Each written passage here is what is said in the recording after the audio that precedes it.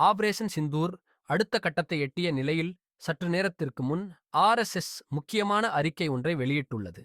அதில் அகில பாரத தலைவர் குறிப்பிட்டுள்ளது என்னவென்றால், பஹல்காமில் நிராயுதபாணியான சுற்றுலாப் பயணிகள் மீது கோழைத்தனமான தாக்குதலைத் தொடர்ந்து பாகிஸ்தான் ஆதரவு பெற்ற பயங்கரவாதிகள் மற்றும் அவர்களுக்கு ஆதரவளிக்கும் சுற்றுச்சூழல் அமைப்புக்கு எதிராக எடுக்கப்பட்ட ஆபரேஷன் சிந்தூர் என்ற தீர்க்கமான நடவடிக்கைக்காக மத்திய அரசு தலைமையையும் நமது ஆயுதப்படைகளையும் நாங்கள் பாராட்டுகிறோம்.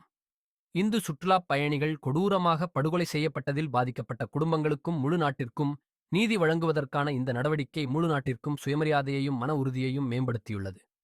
பாகிஸ்தானில் பயங்கரவாதிகள், அவர்களின் உள்கட்டமைப்பு மற்றும் ஆதரவு அமைப்புகள் மீது எடுக்கப்படும் இராணுவ நடவடிக்கை நாட்டின் பாதுகாப்பிற்கு அவசியமானது மற்றும் தவிர்க்க முடியாதது என்பதை நாங்கள் முழுமையாக ஒப்புக்கொள்கிறோம். தேசிய நெருக்கடியின் இந்த நேரத்தில் முழுநாடும் அரசாங்கம் மற்றும் ஆயுதப்படைகளுடன் மனப்பூர்வமாகவும் செயலிலும் நிற்கிறது. பாரத எல்லையில் உள்ள மத இடங்கள் மற்றும் இந்த காட்டுமிராண்டித்தனமான மனிதாபிமானமற்ற தாக்குதல்களில் பாதிக்கப்பட்டவர்களின் குடும்பங்களுக்கு மனமார்ந்த இரங்கலை தெரிவித்துக் கொள்கிறோம்.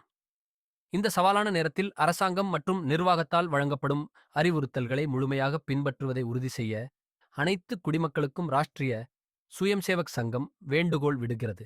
இதனுடன் நமது புனிதமான குடிமைக் கடமையை நிறைவேற்றும் அதே வேளையில் நாம் அனைவரும் எச்சரிக்கையாக இருக்க வேண்டும்.